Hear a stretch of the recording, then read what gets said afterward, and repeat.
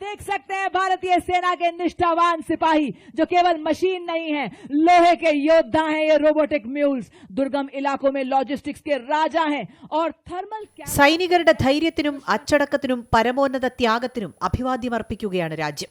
ജയ്പൂരിൽ കരുത്തറിയിച്ച് ഇന്ത്യൻ സേന.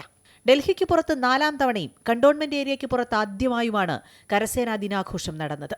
ഓപ്പറേഷൻ സിന്ധൂർ നടപ്പാക്കിയതിന്റെ അഭിമാനത്തിലും ആത്മവിശ്വാസത്തിലുമായിരുന്നു ഇത്തവണത്തെ ആഘോഷങ്ങൾ. രാജ്യത്തിന്റെ സൈനിക ശക്തി വിളംബരം ചെയ്യുന്ന അഭ്യാസങ്ങൾ ജയ്പൂരിൽ കണ്ടു. ആയുധങ്ങൾ, വാഹനങ്ങൾ, ഡ്രോണുകൾ, പ്രതിരോധ സംവിധാനങ്ങൾ എന്നിവ പ്രദർശിപ്പിച്ചു.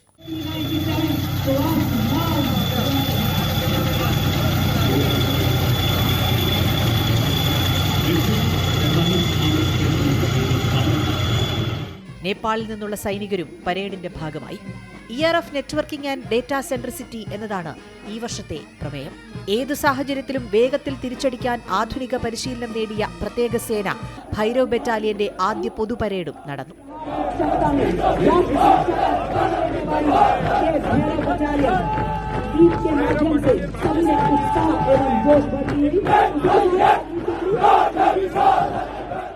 രാഷ്ട്രപതിയും പ്രധാനമന്ത്രിയും അടക്കമുള്ള പ്രമുഖർ ഇന്ത്യൻ സൈന്യത്തിന് അഭിവാദ്യമർപ്പിച്ചു.